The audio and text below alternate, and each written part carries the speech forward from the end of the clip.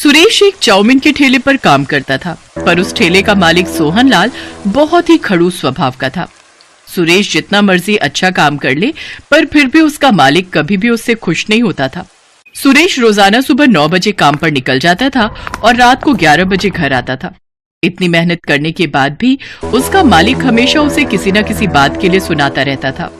क्या बात है सुरेश, इतनी देर से ग्राहक खड़े हैं और तेरे से अभी तक एक चाउमीन नहीं बनी? ऐसे काम नहीं होगा, तू तो मेरा नुकसान करवा देगा। मालिक, वो मैंने आपको कल कुछ सामान लिखवाया था, वो कम है, इसीलिए देर हो रही है। कहाँ रखा है सामान? आप दे दो, मैं जल्दी से बना दूंगा। तूने मुझे कब लिखवाया था सामान? मैंने तो कोई सामान नहीं लिखा, झूठ मत बोल। अगर तू लिखवाता तो मैं लेता हुआ आता।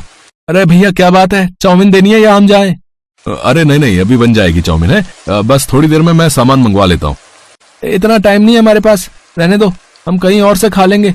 हम तो तुम्हारा नाम सुनकर आए थे कि तुम्हारे ठेले की तवा चाउमीन बहुत बढ़िया बनती है। चलो भाई चलो, यहाँ रुकना बेकार है, यहाँ तो सामान ही नहीं है, चाउमीन क्या खाएंगे है। ग्राहक वहाँ से खाली ही लौट गए। सुरेश के मालिक ने सारा गुस्सा सुरेश पर निकाल दिया और गुस्से में सुरेश को चाटा लगा दिया। तेरी वजह से आज मेरे ग्राहक खाली लौट गए। मालिक, आप मेरे ऊपर हाथ मत उठाओ, वरना। क्या करेगा तू है, क्या करेगा तू बता? गरीब भिखारी, मेरे टुकड़ों पर पलने वाला, मेरे को आंखें दिखा रहा है। अरे तू नौकर है, मेरा नौकर। मैं चाहे तुझे मारूं या फिर तेरे साथ कुछ भी करूं, तुझे सब कुछ सहन करना पड़ेगा। मालिक, मुझे आपके पास नौकरी नहीं करनी, आप मेरा हिसाब कर दो, मैं नौकरी छोड़ रहा हूँ। क्या कहा? नौकरी छोड़ रहा है? अब इतनी जल्दी मैं दूसरा नौकर कहाँ से लाऊंगा? 1 रुपया भी नहीं मिलेगा। करना है तो कर, वरना बिना पगार लिए ही यहाँ से निकल जा। मालिक, आपने पिछले 2 महीने से मेरे पैसे नहीं दिए हैं, ये तो गलत बात है। मुझे जब आपके यहाँ नौकरी करनी नहीं तो आप मेरे पिछले पैसे दे दो ना। तेरे पास क्या सबूत है कि मैंने तुझे 2 महीने के पैसे नहीं दिए? जा कर ले जो करना है, मैं तुझे पैसे नहीं दूंगा। सुरेश बिना पगार लिए ही घर लौट आता है। तुम्हारे पैसे मार लिए, तुम्हारे ऊपर हाथ भी उठा दिया। अरे वो कैसा इंसान है। चलो तुम और मैं अभी चलते हैं। कैसे नहीं देगा वो पैसे? अरे पार्वती, वो इंसान ठीक नहीं है, उसके मुंह ना ही लगो तो सही रहेगा। छोड़ो, जाने दो। पर ये तो बहुत नुकसान हो गया ना, तुम्हारे हाथ में कोई काम भी नहीं है, घर का गुजारा कैसे होगा? पार्वती, मेरे हाथों में हुनर है जिसकी वजह से मैं अपना खुद का काम शुरू कर सकता हूँ। बस मुझे थोड़े पैसों की जरूरत होगी और मैं थोड़े पैसे कमाकर फिर से ये काम शुरू कर दूंगा।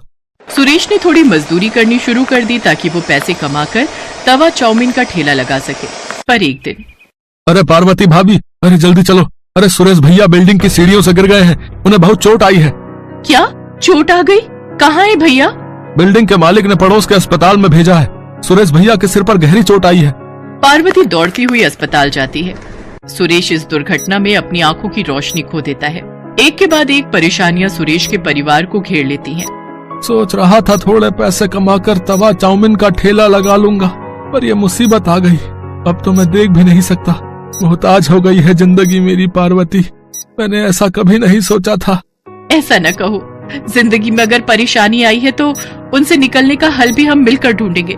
आप ठेला नहीं लगा सके तो क्या हुआ, मैं तवा चाउमीन का ठेला लगाऊंगी। बस आप मुझे तरीका बताते जाना, मैं उसी तरीके से बनाने की पूरी कोशिश करूंगी। मैं भी आपकी मदद करूंगी मम्मी। मैं भी आपकी मदद करूंगा मम्मी। ठीक है मेरे प्यारे बच्चों, तुम सब तो मेरी हिम्मत हो। पार्वती उधार पर चाउमीन बनाने का सामान और ठेला ले लेती है। सुरेश उसे बोल बोल कर तवा चाउमीन बनाना सिखाने लगा। जब पार्वती बाजार में तवा चाउमीन का ठेला लगाती तो सुरेश और बच्चे भी उसके साथ ही रहते। पार्वती धीरे धीरे बहुत ही बढ़िया तवा चाउमीन बनाना सीख गई। ग्राहक भी पार्वती के ठेले पर आते तो तवा चाउमीन की बहुत तारीफ करते। सुरेश भैया, ये सब कब हुआ? आपको मैंने सोहनलाल के ठेले पर कई बार तवा चाउमीन बनाते हुए देखा है।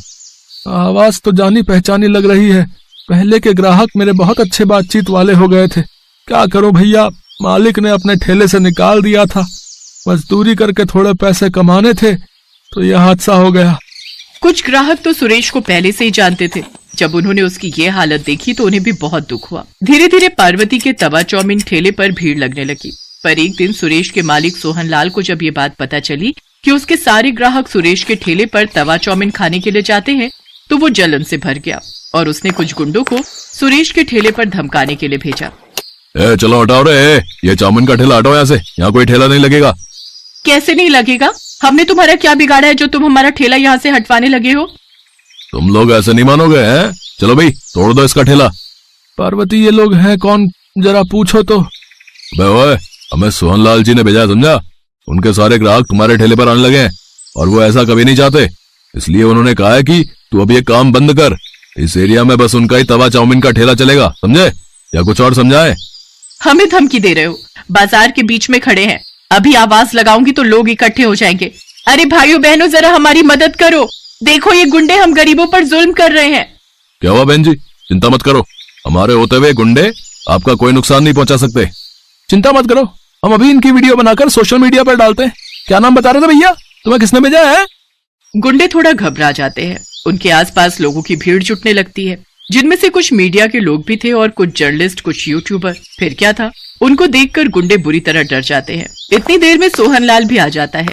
अब तो भीड़ सोहनलाल के पीछे पड़ जाती है। आप सब जानते हैं, इस बेईमान ने मेरे पति के 2 महीने के पैसे मार लिए और इन्हें नौकरी से निकाल दिया। आज मेरे पति की हालत इसी की वजह से है। सीधी तरह से इन गरीबों के पैसे लौटा दो, वरना तुम्हारा ये हाल होगा कि तुम सोच भी नहीं सकते। मैं एक न्यूज रिपोर्टर हूँ, भले ही आज मैं ड्यूटी पर नहीं हूँ, पर अपना फर्ज भली भांति जानती हूँ। सीधी तरह देते हो या तुम्हारे खिलाफ खबर छापूं? नहीं नहीं, मैं पैसे देता हूँ। सोहनलाल डर जाता है और वो पार्वती के हाथ में सुरेश के पैसे और बाकी सबके कहने पर उसका जो भी नुकसान हुआ उसमें पैसे बढ़ाकर देता है और उस दिन के बाद उन्हें तंग न करने का वादा करता है। काफी लोग सुरेश और पार्वती की मदद के लिए आते हैं और फिर सुरेश का इलाज भी करवाने के लिए बहुत से लोगों ने मदद की, जिससे सुरेश की आंखों का ऑपरेशन हो गया और उसकी आंखों की रोशनी फिर से लौट आई और सुरेश और पार्वती दोनों मिलकर अपने तवा चाउमीन के ठेले पर मेहनत करने लगे।